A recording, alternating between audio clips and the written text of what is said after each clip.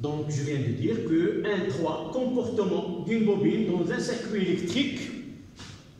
Évidemment, on va essayer de voir comment se comporte cette bobine dans un circuit au cours duquel on va établir le courant dans le circuit et faire la rupture de courant dans ce circuit-là. Alors, comment il va se comporter, la bobine, relativement on la compare au comportement d'un conducteur ohmique de résistance R. D'accord?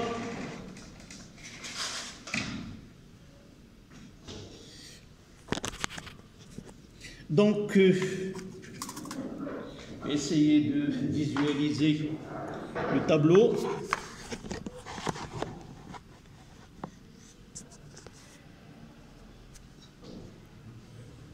D'accord?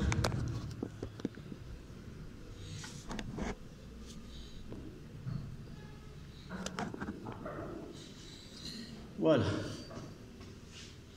Donc, vous voyez devant vous deux lampes. Une, j'essaie de faire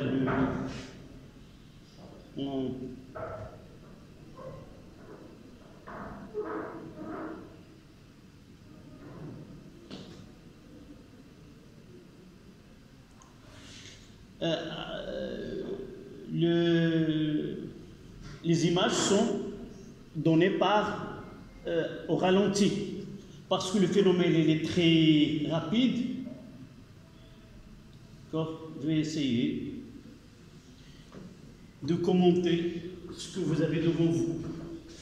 D'abord, vous voyez que je suis en train de fermer le circuit. À partir du générateur, vous avez une lampe du côté de Washia, c'est-à-dire la bobine, et l'autre, le conducteur ohmique. Voyez, lorsque le courant passe, on ne peut pas différencier les deux lampes. Elles brillent de la même façon, que ce soit celle qui est avec la bobine ou celle avec le conducteur ohmique. Essayons maintenant de voir l'allumage. On va reprendre une autre fois. Celle de droite, vous voyez que celle de droite de conducteur ohmique brille la première, suivie de la bobine. On va essayer de rompre le courant dans le circuit et vous allez voir. Celle-là, c'est la bobine, celle que nous avons utilisée tout à l'heure, vous la voyez. Et là, c'est le conducteur ohmique. Donc, je vais essayer de revoir dans la rupture de courant électrique.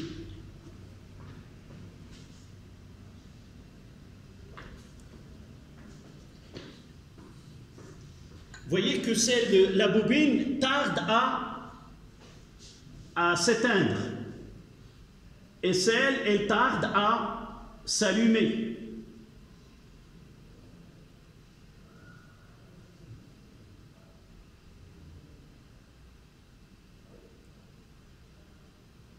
On va essayer d'éteindre. Vous voyez que celle près de la bobine tarde à s'éteindre. Donc nous avons deux dipôles de même résistance. L'un tarde à s'allumer, à laisser passer le courant dans sa branche et tarde à s'éteindre. On va essayer d'expliquer ce phénomène-là. D'accord ?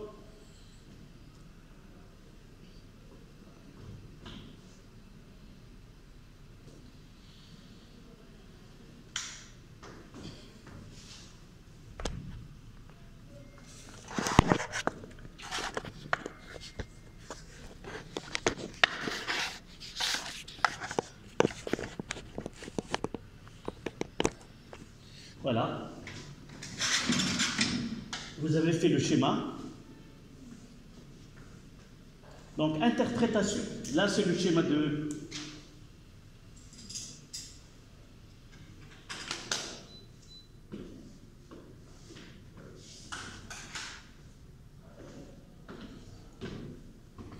Schéma du montage.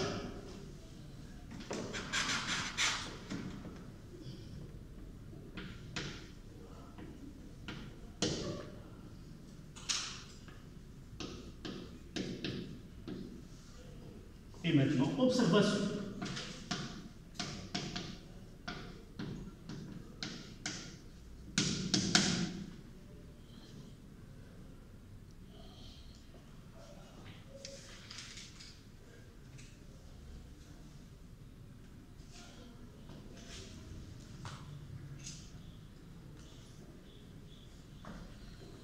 Sans oublier que L1 et L2, là, L1 est identique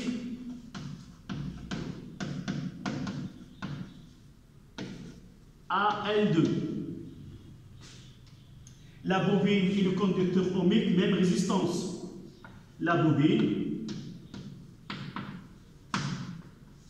a la même résistance. On va la noter petit r, mais dans ce cas-là, elle est égale à R. D'accord?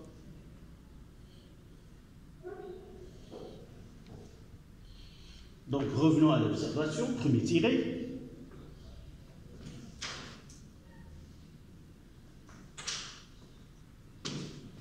En fermant le circuit,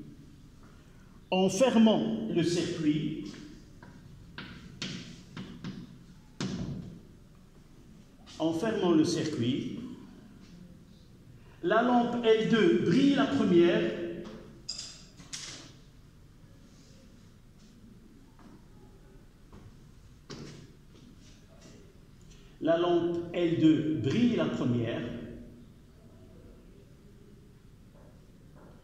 tandis que L1 tarde à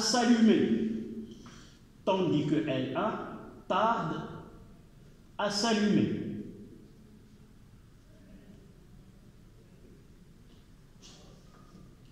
Deuxième observation.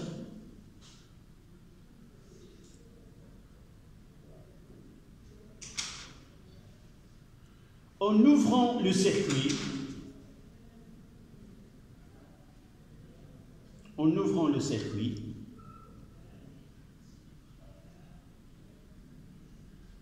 la lampe L1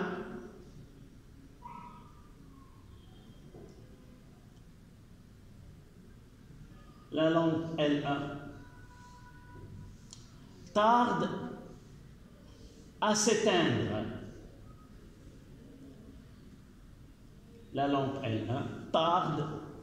à s'éteindre. C'est-à-dire ce L2 qui va s'éteindre la première est suivi par la lampe L1. Donc, comment peut-on interpréter ces observations? Interprétation.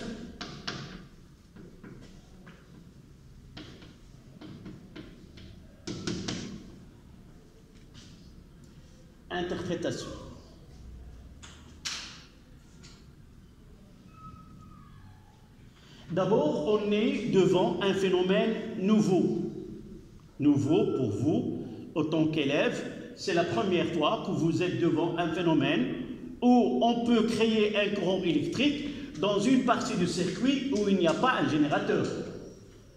Et ce courant-là se manifeste de deux sens, ça dépend de la façon avec laquelle on essaie d'opérer. Donc, on va garder l'expérience et on va essayer d'aller un peu plus loin, voir l'origine générale de ce phénomène-là. Le principe général, c'est le principe de modération universelle. C'est un principe, peut-être on peut le donner, le principe de l'action et de la réaction. On va le voir en mécanique dans la troisième loi de Newton. Mais pour nous, c'est quoi le principe d'une façon très simple? Alors, pour parler de ce principe de modération universelle, on doit avoir un système. Ce système-là, son équilibre et sa stabilité dépendent des facteurs qu'on appelle des facteurs d'état. Par exemple, nous avons vu en chimie qu'un système chimique, il y a des facteurs qui peuvent influencer l'état du système et même le déroulement de la transformation. Nous avons dit que la concentration initiale du réactif, la température, la présence d'un catalyseur. Avec ces facteurs-là, nous pouvons modifier l'état du système. Alors, qu'est-ce qu'il dit ce principe de modération universelle? Il dit que si un système est en équilibre dans un état donné, et si on essaie de modifier un facteur d'équilibre de ce système-là, alors le système va essayer d'évoluer vers un autre état d'équilibre de telle façon à s'opposer à l'action à laquelle il est soumis. هذا المبدأ كيقول إذا كان عندنا واحد المجموعة معينة في توازن عندها عوامل ما يسمى بفاكتور ديتا، عوامل الحالة ديالهم مرتبطة أو الحالة المجموعة مرتبطة بهذه العوامل، فما دامت العوامل مستقرة فالمجموعة في حالتها لا تتغير. إذا حاولنا أننا نغير أحد العوامل فإن هذه المجموعة سوف تتوجه لحالة جديدة، وهذه الحالة الجديدة سوف تعمل كيف هذا التطور لمواجهة أو لمقاومة ذلك الفعل الذي سبب هذا الخروج عن هذه الحالة. ناخذ الكيمياء باش نفهموا. في الكيمياء تركيز واحد العنصر في الخليط التفاعلي، التركيز ديالو إلا حاولنا أننا نزولوا من حالة التوازن سنقوم بسحب أحد مكونات هذا الخليط التفاعلي، فالمجموعة سوف تخرج عن توازنها وسوف تتطور نحو حالة جديدة. شكون اللي غادي يحركها؟ في أي اتجاه غادي تمشي؟ حنا غادي نزولوا. إذن ستعمل على إنتاج ذلك النوع الذي تم سحبه من المجموعة. وإذا قمنا بإضافة نوع ما من هذا سميتو ستعمل المجموعة على استهلاكه، إذن تتطور المجموعة في الحالة ديال الاستهلاك ديالها. متفقين؟ هذا حتى في الحياة العامة. لاحظوا أنني كنكون واقف وكيجي واحد الإنسان باغي ناخذوا هذه الصورة هذه واقف فوق واحد السور مورايا حالة يمكن لي نطيح في الخلف أو الأمام، وكيجي واحد السيد أمامي وغادي يحاول أنه يدفعني. شنو ردة الفعل ديالي؟ ويمكن في أي جهة يمكن غادي نطيح بلا ما يقيسني. قدامي وبغى يدفعني للور، أنا فين غادي نطيح بلا ما يقيسني؟ نعم اللور. عمرك ما جربتيها وقيل؟ شي واحد فوق السور وغادي يدفعك هكا غادي تطيح للامام. علاش؟ لانه هو كتفكر انت غادي يدفعني الى الخلف، غادي نحاول نقاوم الدفعه ديالي نحو الخلف وغادي نمشي لجهته، والا ما قاسنيش فانني غادي نطيح للامام. هذه في الحياه حتى في الاقتصاد حتى في كذا الى غير ذلك، لا داعي للدخول في هذا النقاش هذا. اذا بالنسبه لنا هذا المبدا هذا غادي نطبقوه على الوشيعه ديالنا. اولا ظهور تيار كهربائي في الوشيعه كيتاخر وكيبقى معطل مرتبط ب ce qu'on appelle ce principe de modération universelle. Alors, lorsque le circuit il est ouvert, il n'y a pas de courant électrique, et par la suite les électrons qui sont dans la bobine et dans le circuit sont, qu'est-ce qu'ils ont? La vitesse statistique de ces électrons est égale à 0. D'accord? Ils ont une agitation thermique, c'est-à-dire un mouvement chaotique, حركة عشوائية، لكن السرعة الإحصائية تساوي صفر لأن ما عندناش تيار كهربائي. كل إلكترون كيمشي في واحد الاتجاه بحيث أن السرعة الإحصائية تساوي صفر. Donc la présence d'un courant électrique, qu'est-ce qu'elle va provoquer? Elle va provoquer le phénomène d'induction. Ce courant électrique, il va créer un champ magnétique, et ce champ magnétique à travers la bobine, elle va créer un état de telle façon à s'opposer à ce courant qui va être parcouru dans la bobine. Je reprends. الالكترونات كتكون في سكون احصائي. اذا هذه هي الحاله ديال التوازن ديالها الا بغينا نقولوا، وانا غادي نحاول نخرجها من التوازن ديالها، نحاول نخرجها من هذه الحاله هذه. شنو ماذا ساقوم به؟ ساعمل على اجبارها لتاخذ حركه في الداره لكي تعطينا تيار كهربائي. انا قمت باجبارها، راه بحال اللي غادي نجي ندفع. شنو غدير الالكترونات؟ ردة الفعل ستعمل على مقاومة هذه الحركة بإنتاج تيارها الخاص بها لمقاومة ذلك التيار الذي سيمر عبر هذه الوشيعة. وبالتالي هناك واحد المدة معينة تياران في منحيان متعاكسان، وبالتالي سيظهر التيار متأخرا في الجزء الذي فيه الوشيعة. علاش ما عندناش في الموصل الأمي؟ لأن الموصل الأمي ما عندوش داك الخاصية ديال دارة ولفات اللي غادي يمكن يعطينا ظاهرة التحريض. وفي هذه الحالة كتسمى التحريض الذاتي، يمر فيه التيار وهو يعاكس ما يمر فيه. إذا هذه الظاهرة ديال التحريض لا يمكن أن تحدث في موصل أمي، تحدث في دارات مغلقة عبارة عن وشيعة أو مساحات أخرى من هذا القبيل هذا. متفقين؟ إذا on va donner une interprétation à la ligne. Les électrons libres dans le circuit et surtout dans la bobine.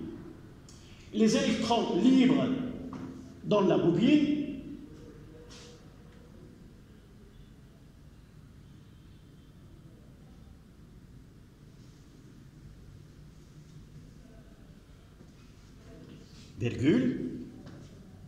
ont une vitesse statistique nulle.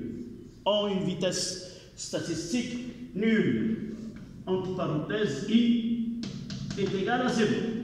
Il n'y a pas de courant.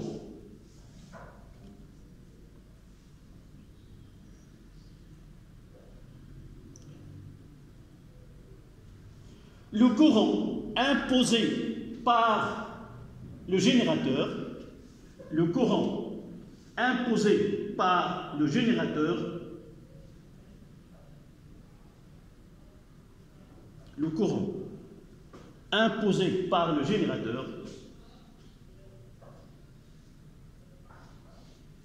qui traverse la bobine,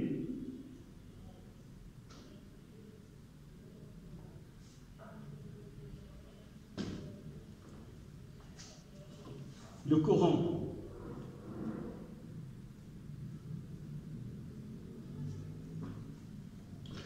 électrique imposé par le générateur qui traverse la bobine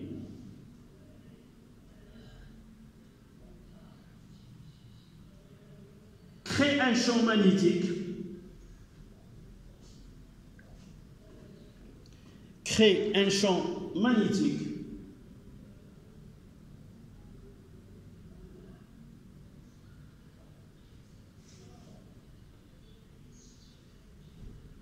et à travers la bobine,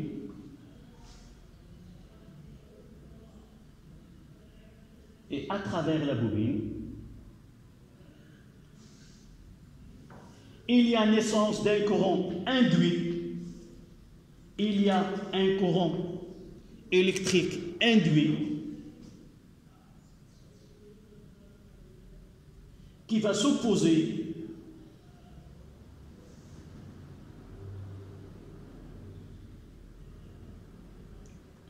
au courant électrique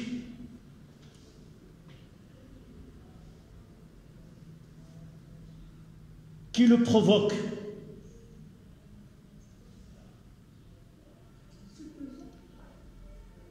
Tu donnes la phrase tout entière, la dernière. Un courant électrique indique... Le courant électrique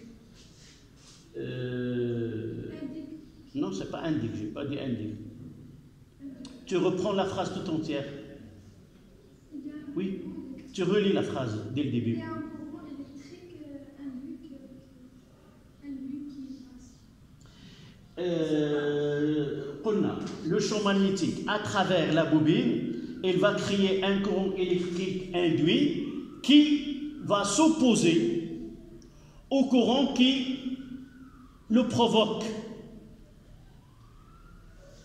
أن التيار الكهربائي الذي يمر في الوشيعة سوف يحدث مجالا مغناطيسيا، وعبر الوشيعة سيحدث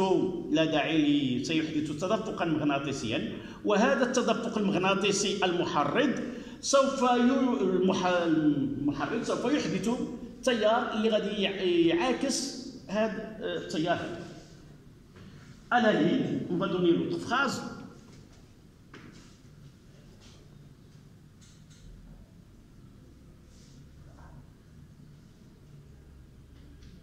Maintenant, comment on explique que le courant tarde dans la bobine et non dans le conducteur ohmique? D'abord, l'explication, c'est toujours dans l'induction magnétique. Un conducteur ohmique ne peut pas être le siège de ce phénomène-là. C'est pour cela que l'allumage et la lampe s'allume et s'éteint d'une façon presque instantanée, sauf dans les bobines. Même chez vous, avec ces lampes économiques, vous pouvez constater qu'il y a un petit retard. Lorsque vous allumez ces lampes-là, on constate qu'il y a un petit retard qui se produit pour s'allumer, et non pas les lampes à incandescence. Les lampes économiques qu'on utilise maintenant tardent un petit peu pour être s'allumer, parce qu'à l'intérieur, il y a des bobines. Donc, une fois, voilà l'explication. Une fois que le courant a été établi, l'état des électrons, c'est quoi? Maintenant, ils sont habitués à faire quoi? À réaliser un courant électrique. Donc, le nouvel état, c'est quoi? C'est participer dans le courant électrique. Et qu'est-ce qu'on fait lorsqu'on rompt le courant électrique? Donc, on va changer l'état des électrons. Passer d'un état où ils participent d'un courant électrique à l'annulation du courant électrique. Donc, ils vont réagir à cette action.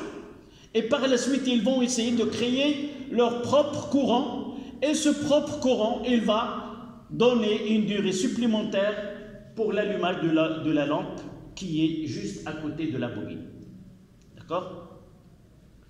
Donc, deuxième tiré.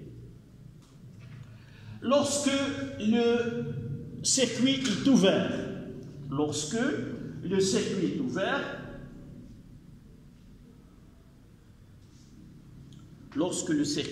ouvert, on passe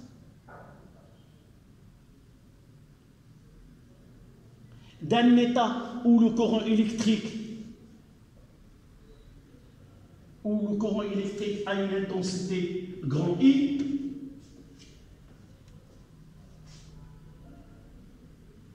à un état où le courant sera nul. On passe d'un état où le courant dans le circuit est I à un état où le courant sera nul.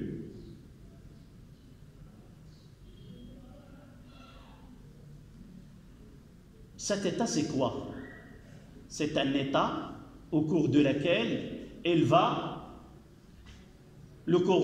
l'intensité de courant électrique, il va être diminuée. D'accord? Et la bobine, qu'est-ce qu'elle va faire? Elle va faire le contraire. D'accord? Le contraire, c'est quoi? Elle va essayer de créer un courant qui va s'opposer à cette diminution de courant qui est donnée par le générateur. Et c'est pour cela que la lampe LA tarde à s'éteindre.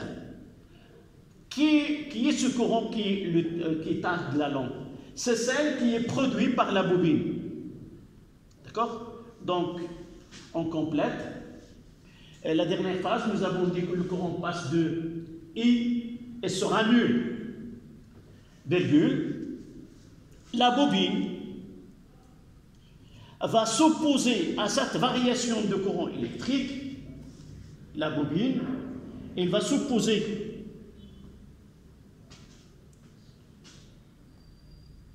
à cette variation de courant électrique par l'établissement d'un courant électrique induit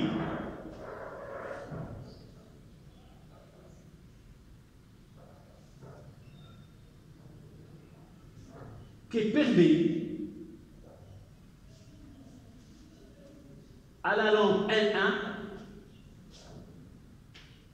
permet à la lampe L1 à tarder allumée.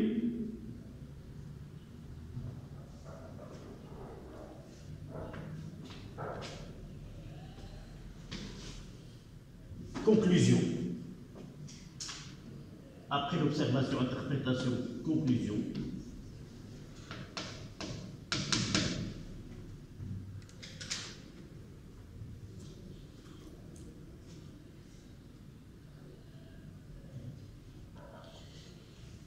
La conclusion est la suivante. C'est que nous sommes devant un dipôle qu'on l'appelle bobine, qui est le siège d'un phénomène de l'induction magnétique lorsqu'il n'est pas parcouru par un courant électrique, mais lorsqu'il est parcouru par un courant électrique, elle crée ce qu'on appelle l'induction, l'auto-induction. Quand est-ce qu'on aura le phénomène d'auto-induction? Lorsque le circuit induit et les inducteurs est induit en même temps.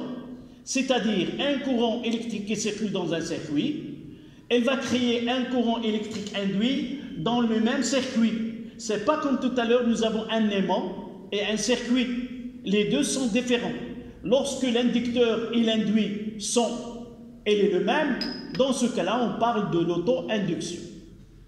Donc, une bobine qui est parcourue par un courant électrique, et remarquez bien, ce phénomène-là, nous ne l'observons que lorsqu'on ferme et on ouvre le circuit. Une fois que le circuit est fermé, les deux lampes sont de même brillance. On ne peut pas différencier entre la lampe L1 et la lampe L2. C'est-à-dire, je peux même remplacer la bobine par un conducteur de même résistance et rien ne se produit. Sauf que si le courant est variable, dans ce cas-là, le comportement des deux il est différent. Donc une bobine est un dipôle qui a une capacité à produire du courant électrique si le circuit est fermé, mais elle est capable de produire ou d'avoir une force électromotrice entre les bornes lorsque le circuit est ouvert. Et dans ce cas-là, on parlera d'une force électromotrice d'auto-induction. Je reprends. Une bobine, lorsqu'il est siège d'un phénomène d'auto-induction, et c'est quoi l'auto-induction? C'est que le circuit, un circuit parcouru par un courant électrique, il est le siège de phénomène d'induction. La bobine, elle est parcourue par un courant, et ce courant-là, il va produire un champ magnétique, et ce champ magnétique, il va agir sur la même bobine, il va créer un flux magnétique, et ce flux magnétique, il va être repoussé, entre guillemets, par un flux propre à la bobine, qui va créer un courant électrique propre à la bobine, il va parcourir la bobine elle-même, et par la suite créer un champ magnétique propre à la bobine. Et ce champ magnétique propre à la bobine, elle va traverser la surface de la bobine et créer un champ, ce qu'on appelle un flux propre qui va s'opposer à l'action qui lui a été imposée. Donc, en général, pour nous et pour nos exercices, on dira que une bobine dans un courant électrique qui est variable présente un phénomène qu'on appelle l'auto-induction. Et ce phénomène-là, il est caractérisé par une constante qu'on l'appelle L, et elle donne cette habilité de la bobine à créer du courant électrique ou une force électromotrice d'auto-induction. Mais lorsqu'on parle d'un courant électrique et d'une force électromotrice pour une portion de circuit, en réalité, c'est une puissance. Et pendant une durée donnée, c'est de l'énergie. Donc, la bobine, elle est capable de créer de l'énergie. C'est comme dans le cas du condensateur. Sauf que dans le cas du condensateur, elle crée de l'énergie qui est quoi? Électrique. Des charges accumulées. Mais là, c'est quoi? C'est de l'énergie magnétique. Parce que le phénomène responsable de ce comportement est l'induction magnétique ou l'auto-induction. C'est quoi? C'est un courant qui passe dans la bobine et il crée un champ magnétique. C'est pour cela qu'on va l'appeler l'énergie magnétique emmagasinée dans une bobine. Où cette énergie est emmagasinée? Dans le condensateur, c'est l'accumulation des charges sur les deux. Et on peut quoi? Et on peut augmenter cette habilité, cette capacité par utiliser ce qu'on appelle des électriques. Dans le cas de la bobine, celle-là, l'énergie, elle est emmagasinée dans chaque point de la bobine. C'est-à-dire, si j'essaie de voir ce fil-là, chaque portion de ce fil produit un courant et il y a une différence de potentiel. Donc l'énergie magnétique, là, dans la bobine, elle est dans le circuit elle-même. Chaque portion, chaque point de circuit de la bobine, elle est l'origine de cette énergie-là. Tant qu'il y a un courant qui produit un champ magnétique, et cette surface-là, elle va créer de l'énergie magnétique. Nous avons dit, nous utilisons un diélectrique pour augmenter la capacité de la charge. Même ici, on peut augmenter la capacité autre que le circuit, c'est de mettre ici, c'est là. Pour augmenter cette capacité, on utilise ce noyau de fer doux. Et par la suite, au lieu d'avoir de l'air, on a ici de fer doux. Et le facteur multiplicatif est presque 100 fois. Donc, on peut augmenter cette énergie magnétique dans une bobine par utiliser un noyau, par exemple, de fer doux ou généralement, on utilise ce noyau de fer doux. نواة من الحديد اللين. الخص الوشعة بصفة عامة تقوم بتخزين طاقة مغناطيسية. سميت بطاقة مغناطيسية لسبب بسيط، وهو أن الظاهرة المسؤولة على ظهور هذا التيار الكهربائي هو المجال المغناطيسي، وأن هذه الطاقة تختزن في الوشعة ليس في مكان ما، بل في كل نقطة من نقط هذه الوشعة. كل جزء به إلكترونات تتحرك بظاهرة التحريض إلا وتعطي تيارا مقابلا لها، وبين هاتين النقطتين هناك قوة كهرومحركة. وبالتالي الطاقة المغناطيسية الموجودة في الوشعة هي تكون حاضرة في الوشعة عندما يكون هناك تيار كهربائي يمر فيها، وبالتالي غادي تعطينا طاقة مغناطيسية اللي هي EM 1/2 LI مربع. إذا نرجعوا للخلاصة، ما كتبنا حتى شي حاجة. Donc vous mettez conclusion. On associe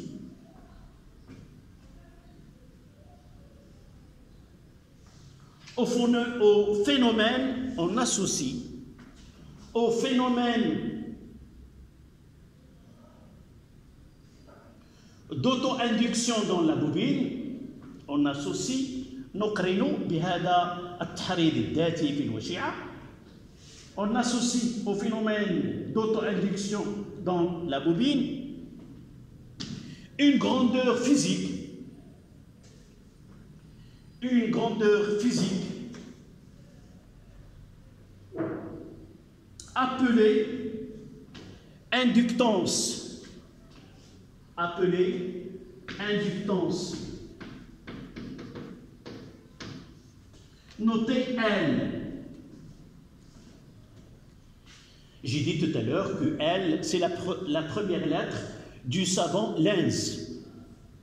D'accord? En honneur à ses travaux, c'est pas la peine de l'écrire, de ses travaux dans le magnétisme. L'unité de L.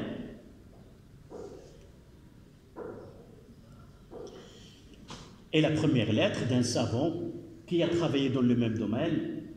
C'est le Henri. L'unité de L est H.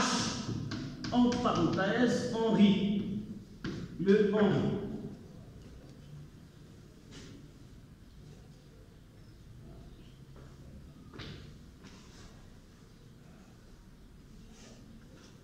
D'accord? Donc, ce qu'on va garder maintenant, une bobine, on va le mettre dans une remarque. Une bobine, si vous voulez, elle a un double comportement.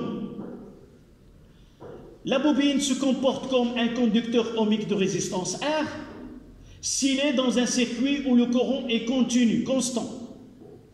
Aucun aspect de l'induction ou de l'auto-induction apparaîtra dans ce cas-là. Mais une fois qu'il est dans un circuit dont le courant varie, alors dans ce cas-là, elle a cet aspect d'auto-induction quand on lui a associé ce L, et par la suite, la tension au bord d'une bobine, c'est la somme des deux. La somme d'une tension relative à l'effet résistif comme une résistance et un terme qui est lié à cette auto-induction qui est L sur dt. D'accord? Donc, on va faire ce schéma-là en résumé.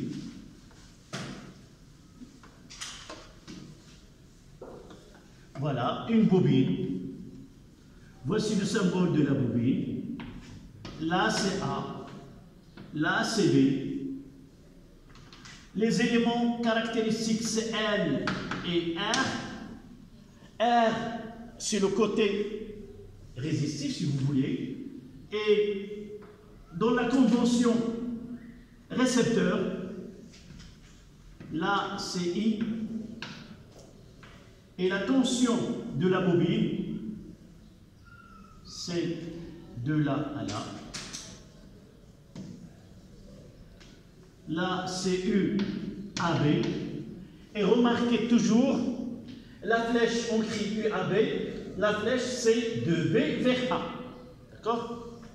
Est égal à RI plus LDI sur DT. Voici la tension au bord d'une bobine.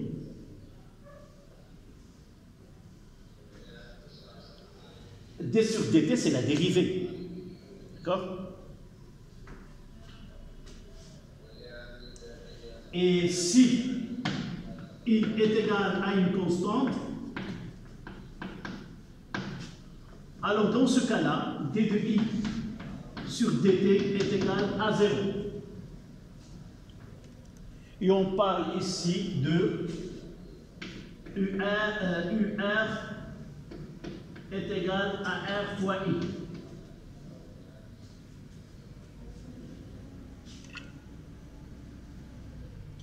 La bobine se comporte comme un conducteur ohmique.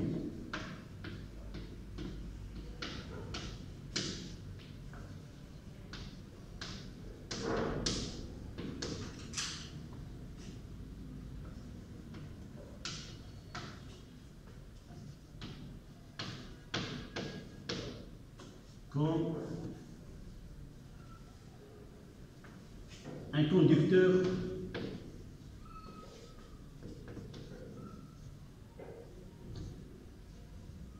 ohmique. Voilà.